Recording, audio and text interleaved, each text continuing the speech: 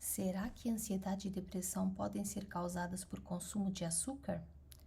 Fiquem comigo até o final do vídeo que eu vou contar tudo em detalhe.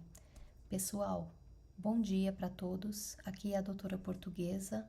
Eu sou pesquisadora independente na área da medicina natural e hoje a gente vai falar desse tema bem interessante. E vamos já direto ao assunto. Açúcar e saúde mental. Que problemas a gente tem com o açúcar? 6 problemas essencialmente. Quando a gente ingere açúcar, a gente está ingerindo calorias vazias. Então, desde logo, o açúcar contribui para que a gente tenha deficiências nutricionais. Ele provoca também picos rápidos de glicose no sangue e quedas abruptas. Causa liberação de adrenalina. Para quem não sabe, a adrenalina ela bloqueia temporariamente a ação da insulina no nosso corpo. E o resultado é que o açúcar sobe muito rápido no sangue, atinge o pico e depois do pico o corpo libera muita insulina e leva a uma queda abrupta da glicose no sangue. Ou seja, é o problema que eu falei antes, no ponto anterior, que a expressão em inglês para isso é spike and plummet. O açúcar aumenta a inflamação no corpo.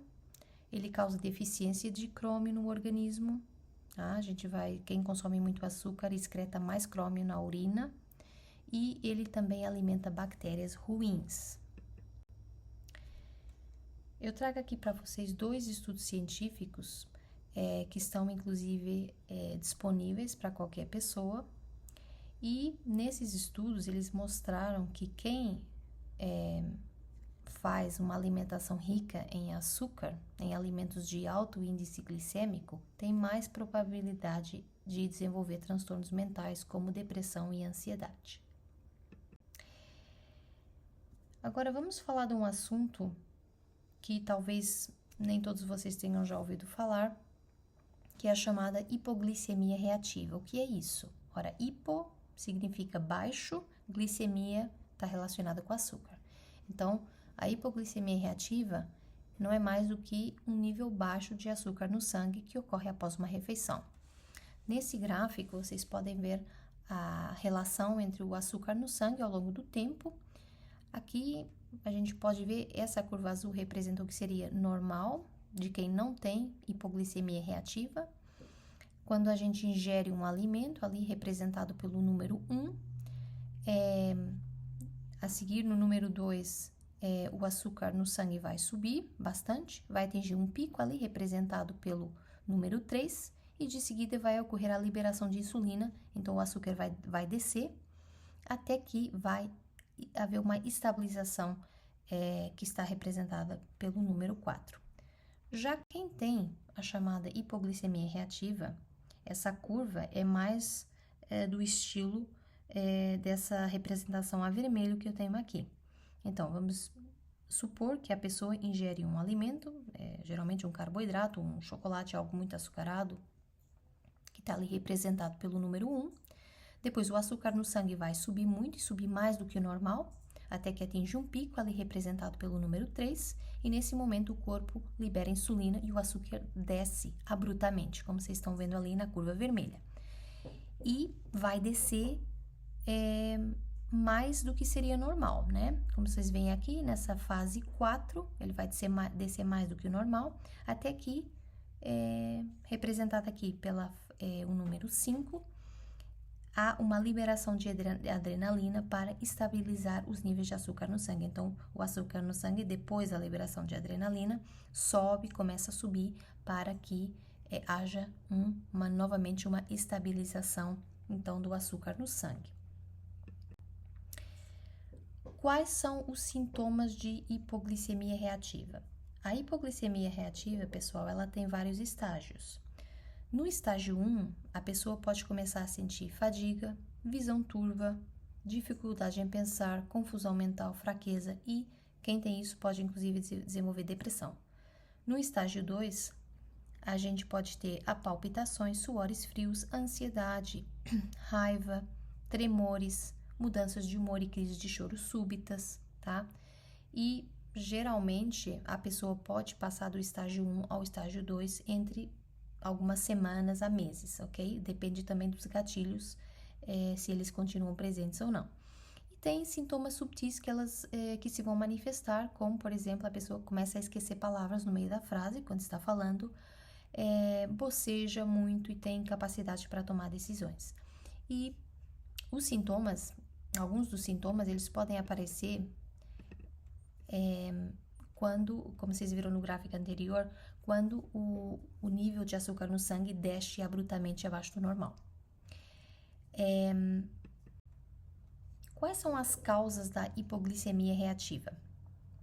Primeiro, alimentos açucarados e processados, uma alimentação pobre em proteína e gorduras boas, pular refeições, deficiências nutricionais, fadiga adrenal, disfunção mitocondrial e cirurgias gástricas. Quem faz cirurgias gástricas geralmente desenvolve o chamado síndrome de dumping gástrico, que faz com que o alimento passe muito rápido do estômago para o intestino delgado. Isso gera também desequilíbrios nos níveis de açúcar no sangue.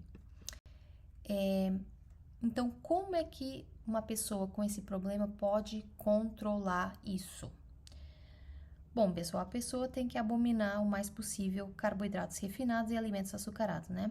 Pão de farinha branca, bolachas, sucos, refrigerantes, bebidas energéticas, bolos, chocolate, sorvete, molhos industrializados, como é o caso do molho de tomate, por exemplo, cereais de café da manhã, que muitas vezes têm quantidades grandes e ocultas de açúcar, ok?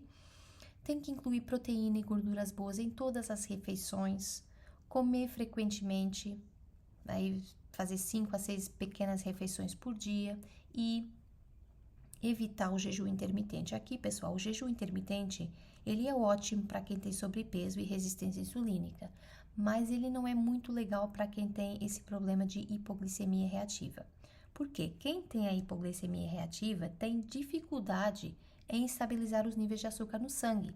E o jejum intermitente, durante o jejum, o corpo libera adrenalina para fazer subir a glicose no sangue. Então, em quem é sensível, isso pode gerar sintomas os sintomas que a gente falou antes, né? Então, juntar jejum intermitente e hipoglicemia reativa não é legal, tá? Pode ser uma combinação problemática. Então, geralmente a recomendação é de quem tem ansiedade, esse tipo de problema, aí não fazer jejum intermitente. Depois, deve comer aos primeiros sinais de ansiedade, tá? Fazer uso de adoçantes naturais e em pequenas quantidades, tá, pessoal? Tem a estévia, o açúcar de coco, o mel, as tâmaras. Embora que quem tem esse problema, é possível que seja até sensível mesmo a adoçantes naturais. A melhor opção provavelmente é até a estévia. E depois tem uma dica aqui, você pode ingerir uma colher de sopa de canela todos os dias, que vai ajudar a equilibrar os níveis de açúcar no sangue. E tem também suplementos bem legais para controlar os níveis de açúcar no sangue. E outra coisa que é interessante também para quem não consegue controlar os níveis de açúcar no sangue só com alimentação é fazer suplementação para suporte mitocondrial. Mas essas questões de suplementação, elas estão muito bem explicadas aqui no meu guia prático de suplementação inteligente, tá? Aqui eu descrevo a suplementação que pode prevenir e fornecer suporte terapêutico para diversas doenças, pessoal, incluindo a hipoglicemia reativa, transtornos mentais como ansiedade e depressão. Então, adquira já o seu. Eu denominei ele de suplementação inteligente, por quê? Porque eu considero que a suplementação inteligente é você saber que suplemento tomar, qual a dosagem e qual o momento em que você tem que tomar. E foi exatamente isso que eu descrevi aqui no meu guia prático. Depois você tem também a opção de adquirir esse guia prático de alimentação saudável, também desenvolvido por mim, onde eu descrevo a alimentação que promove a saúde mental e que vai ajudar a equilibrar os níveis de açúcar no sangue. E ele tá muito legal, pessoal. Ele inclui um planejador de refeição, ideias de menus saudáveis para todas as refeições do seu dia. Então, explica como compor o prato, que opções de alimento e que quantidades por refeição. Então tá bem legal, eu recomendo que vocês adquiram, o preço tá bom, tá? Eu acredito que esse preço ele não paga o valor que tá dentro desses e-books, viu? Que pode mudar a vida de vocês, mudar a vida de muitas pessoas que estão aí sofrendo com diversos problemas de saúde. Então, pessoal, se vocês gostaram desse vídeo, se inscrevam no canal, compartilhem o vídeo, deixem o vosso joinha, comentem o que é que vocês gostaram mais, se vocês não gostaram de alguma coisa, e se vocês gostavam que eu falasse de algum assunto especial, deixem também nos comentários, ok? Então, muito obrigada por assistirem, um abraço e até o próximo vídeo.